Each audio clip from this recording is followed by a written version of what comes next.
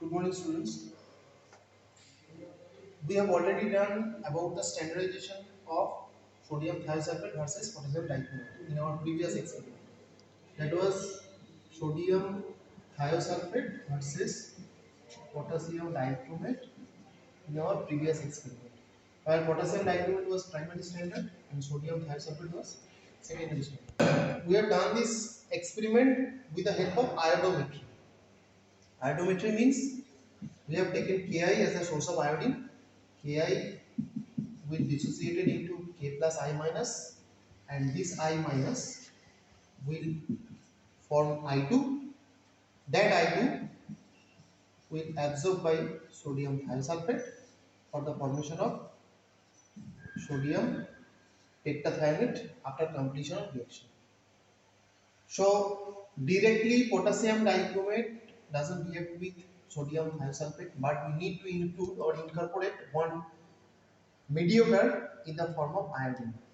Okay, so here actually potassium dichromate initially react with Ki, especially I minus, for the formation of iodine, and iodine react with sodium thiosulfate for the formation of sodium tetracyanate.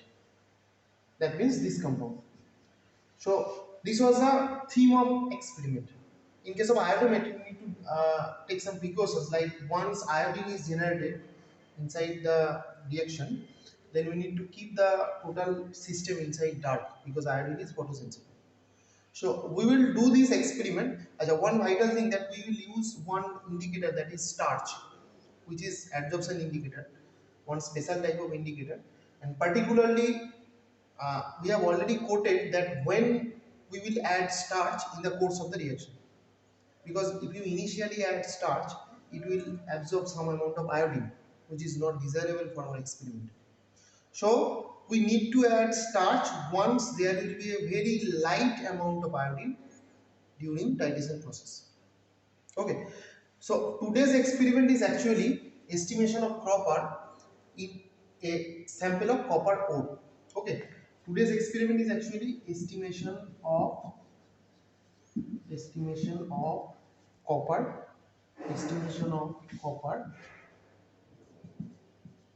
in a sample of copper sulfate. So we will examine that how much amount of copper is present in the sample of copper sulfate with the help of this iodometry. So what we need to do initially, we know we need to use sodium thiosulfate for this experiment. So we will go for a standardization process as we have already done in our previous experiment. This is actually trailing of your previous experiment. So we need to go for a titration process with sodium thiosulfate versus potassium dichromate to get the concentration of sodium thiosulfate by applying V1H1 V2H2 rule. So we will do the experimental process of this titration today. Now in case of copper, we actually want to determine amount of Cu2 plus present in CuSO4 or any copper salt. So for that, first we prepare one unknown copper salt, unknown concentration copper salt. We don't know the concentration of that copper salt, and we will take that some amount of copper salt in conical, let us say 10 ml. Copper sulfate also doesn't react with sodium thiosulfate directly, so we need to add one mediocre in the form of Ki. This reaction is not acid catalyzed reaction. Simply they will go for a reaction, that means copper, copper sulfate plus Ki, it will go for the formation of K2SO4 plus Cu2I2 plus K2. Once iodine is generated, that iodine will react with sodium thiosulfate, we are adding from unit. So that is the reaction, that once we are adding Ki in a solution of copper sulfate will form copper iodide and molecular iodine, and also with potassium sulfate, which is actually dissolved in water or dissipated inside the solution. So here iodine is being generated, that means the solution color will be deep brown, and then you start addition of sodium thiosulfate, compute it. Once sodium thiosulfate start absorbing iodine, once almost 90% iodine is being absorbed, and starch as indicator. Same process as we have done for sodium thiosulfate and potassium dichromate. And then once color is straw yellow, add starch, and finally it will go for, after addition of starch, it will generate blue color. Finally it will be colorless. So your initially it was dark brown. Once you start addition of sodium thiosulfate, it will be converted into straw yellow after addition of adequate amount of sodium thiosulfate, and then you add starch. After addition of starch, your solution color will be blue, and finally it will be colorless. So once solution is colorless, you stop addition. So now take a butyrate reading for this part, and that amount of sodium thiosulfate is actually responsible to absorb iodine generated from the reaction of copper sulfate and potassium iodide. So just do one tricks, like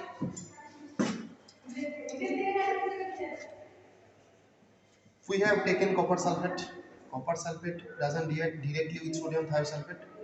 So copper sulfate react with potassium iodide for the generation of iodine. That means equivalent amount of iodine is generated, and that iodine will be absorbed by sodium thiosulfate. So equivalent amount of copper sulfate will be equals to the equivalent amount of sodium thiosulfate. So now in calculating part, we know the concentration of sodium thiosulfate. Okay, we know the concentration of sodium thiosulfate. After first time your previous day's experiment, or today also we will do the experimental section. So we know the concentration of sodium thiosulfate. Now 1000 ml 1 normal sodium thiosulfate equivalents to 63 grams of copper. Okay.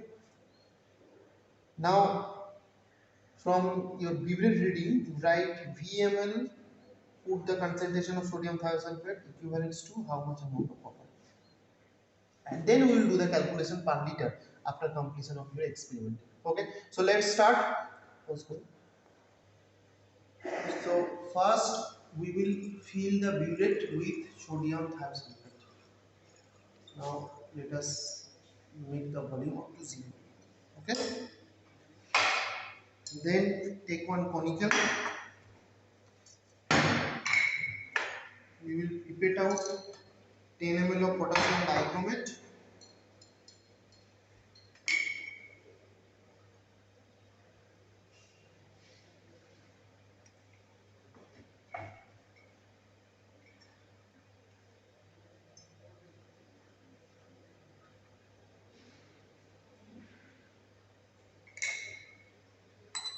We are taking 10 ml potassium dichromate. As the reaction is acid catalyst, so we will add 5 ml of concentrated HCl very cautiously.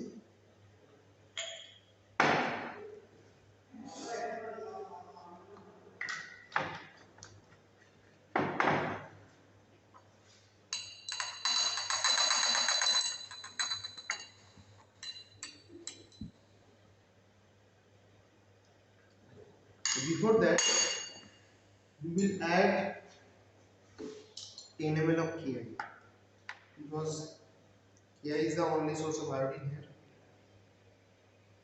We will add 10 ml of Ki.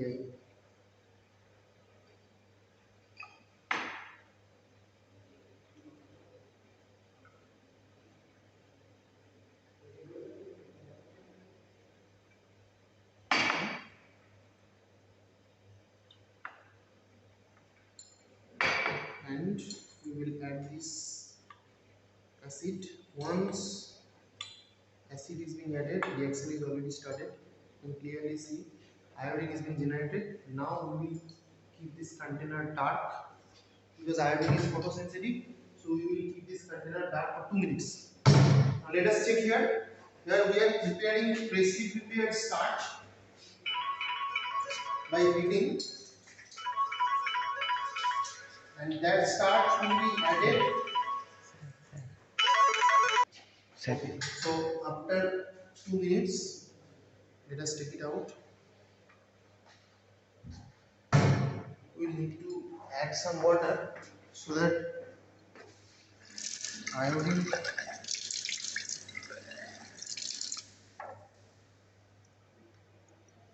be back to the solution from the glass container, because iodine vapors at normal temperature, and during the time of reaction may be high chance for the vaporization of iodine, and it will be just inner part of the glass container. So let us wash that iodine and we will start our titration. So now it is dark brown. We have started addition of sodium thiosulfate from pivot.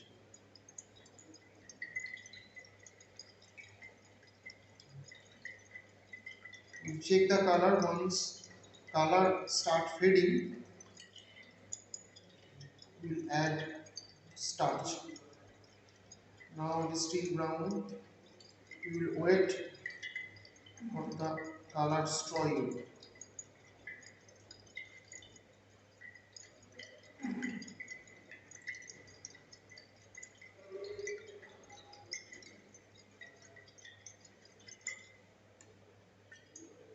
It is still brown.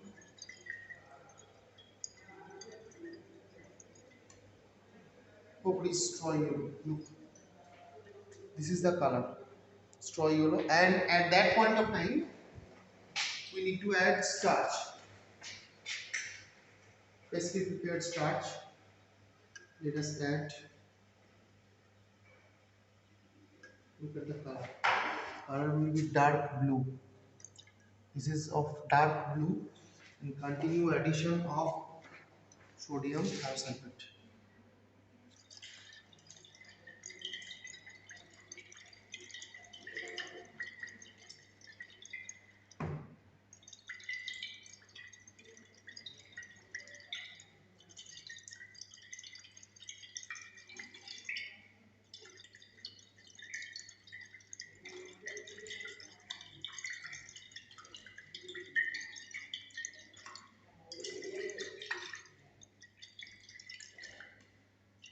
Done. There may be a trace of green color because of the presence of chromium. So our reading is exactly 12.3. So now our reading is 12.4. Let us come to the board for calculation.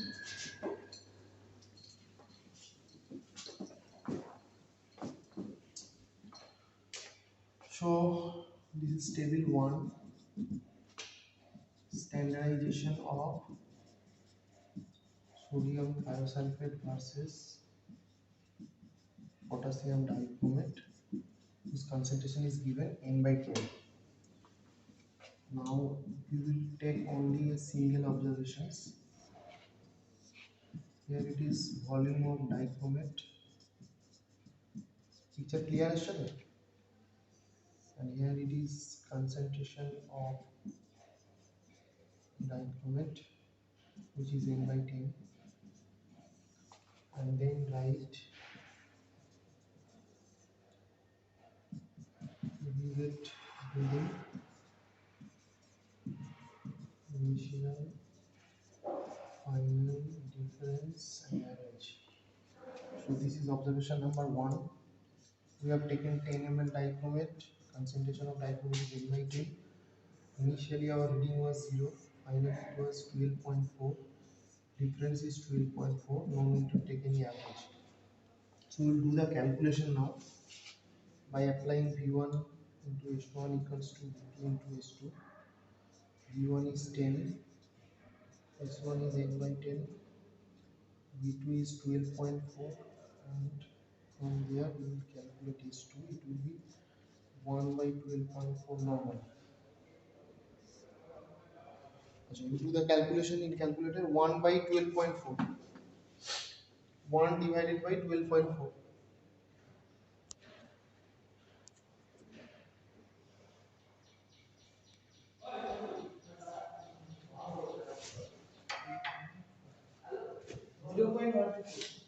0.124 normal. So write concentration of sodium thiosulfate equals to 0.124 normal.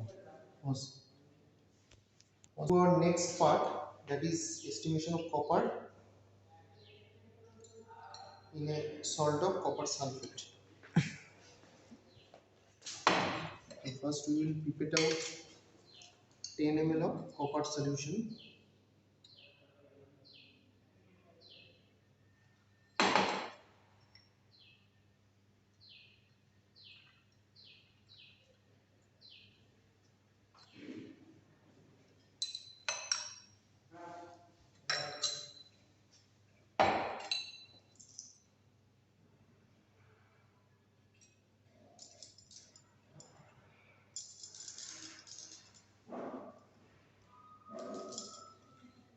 Then as a source of iodine we will add 10 ml of Ki.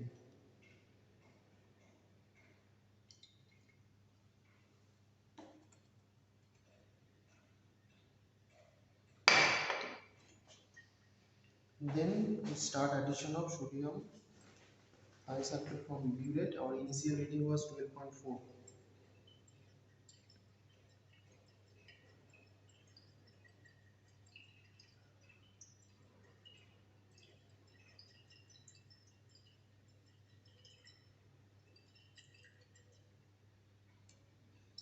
Now we will add some amount of starch.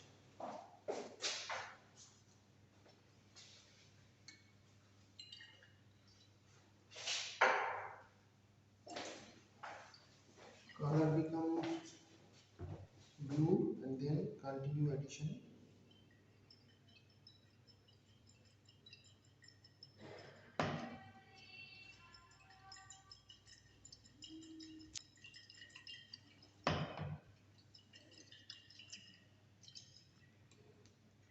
Done. So now our reading is 18.5. Okay, let us do another table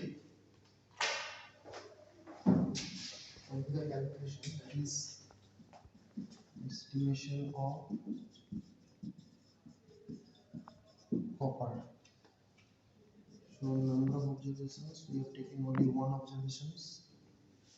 Volume of copper sulfate solution, we have taken 10 ml. And then concentration of sodium thiosulfate was 0.124 normal, and burette reading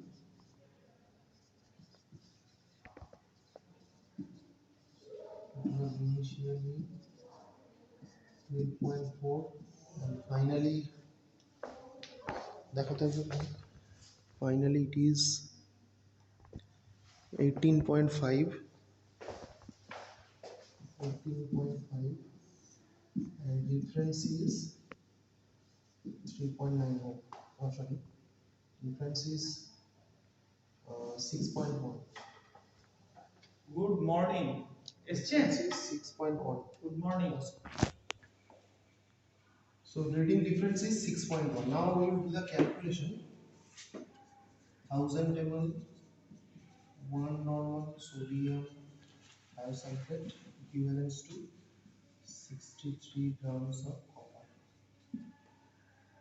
So 6.1 ml 0.124 normal thiosulfate equivalents to 63 divided by 1000 into 63 divided by 1000 into 6.1 into 0.124. Do the calculation. 63 into 6.1 into 0.124 124 equals to 70 divided by 1000 equals to this divided by 1000. 0.047. 0.0476 6 gram. Okay, so 10 ml CuSO4 solution contain Cu2 plus equals to 0.0476 gram. So 10 to the power 3 ml contain 0.047 divided by 10 into, then it will be 4.76 gram per liter. So your final answer will be 4.76 gram per liter.